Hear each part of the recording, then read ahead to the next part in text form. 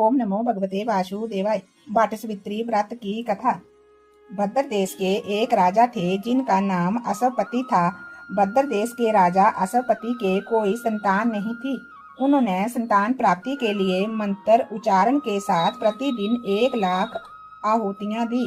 18 वर्षों तक ये क्रम चलता रहा। इसके बाद सावित्री देवी ने प्रकट होकर के बात दिया कि राजन, तुम्हारे घर में एक तेजस्वी कन्या पैदा होगी। सावित्री देवी की कृपा से जन्म लेने वाली लड़की का नाम भी सावित्री ही रखा गया। कन्या बड़ी होकर के बेहद रूपवान हुई। योग्य वर न मिलने की वजह से सावित्री के पिता दुखी थे। उन्होंने कन्या को स्वयंवर तलाशने भेजा। सावित्री तपोवन में भटकने लगी। वहां सालव देश के राजा दुमतसेन रहते थे, क्योंकि उनका राज्य किसी ने छीन लिया था। उनके पुत्र सत्यवान को देखकर सावित्री ने पति रूप में उनका वरण किया। ऋषि राज नारद को जब ये बात का पता चला तो वह राजा असवपति के पास पहुंचे और कहा कि हे राजन, ये क्या कर रहे हैं?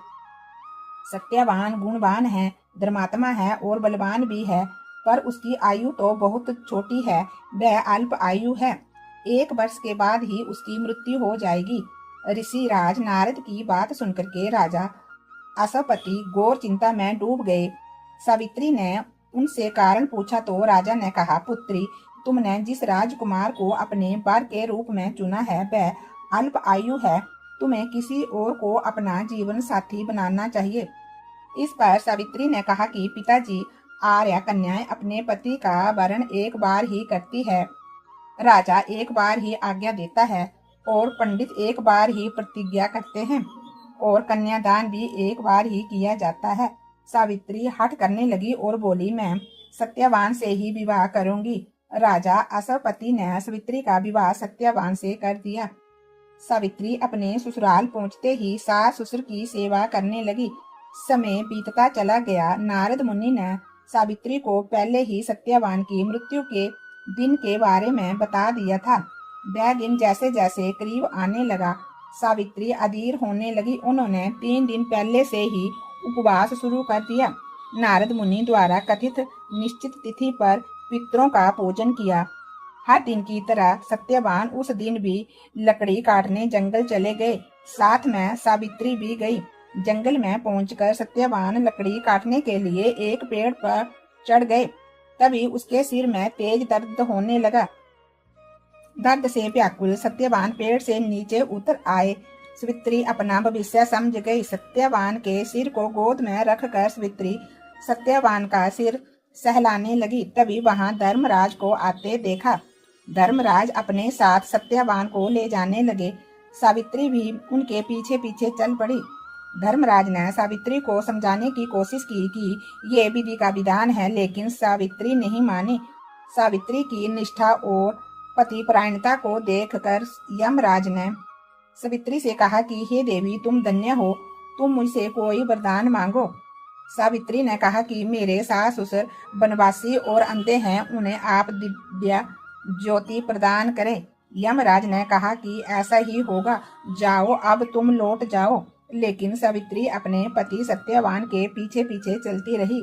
यमराज ने कहा कि तुम वापस जाओ। सावित्री ने कहा, भगवान, मुझे अपने पति देव के पीछे पीछे चलने में कोई परेशानी नहीं है। पति के पीछे चलना मेरा कर्तव्य है। ये सुनकर के उन्होंने फिर से उसे एक और वर मांगने के लिए कहा। सावित्री बोली, हमारे सास ससुर का राज्य छिन गया है, उसे पुनः वापस दिला दें। यमराज ने सावित्री को ये वरदान भी दे दिया और कहा, अब तुम लौट जाओ। लेकिन सावित्री पीछे पीछे चलती रही। यमराज ने सावित्री को तीसरा वरदान मांगने को कहा। इस पर सावित्री ने 100 संतानों और सौभाग्य का वरदान मांगा। यमराज ने कहा, इसका वरदान भी सावित्री को दे दिया। सावित्री ने यमराज से कहा कि प्रभु, मैं एक पतिव्रता पत्नी हूँ और आपने मुझे पुत्रवती होने का आशीर्वाद दिया है। ये सुनकर के यमराज को सत्यवान के प्राण छोड़ने पड़े। यमराज सत्यवान के प्राणों को छोड़ करके अंतर्ध्यान हो गए और सावित्री उसी वट वृक्ष के पास आ गई जहां उसके पति का मृत शरीर पड़ा था। सत्यवान जीवित हो गया और दोनों खुशी खुशी अपने राज्य की ओर चल पड़े।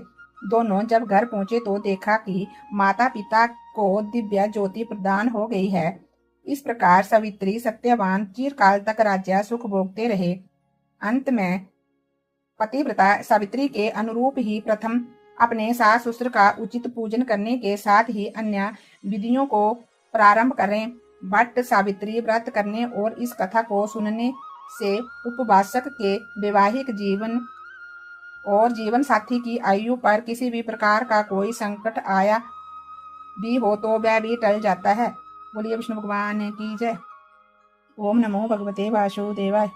बोलिए धर्मराज महाराज की जय।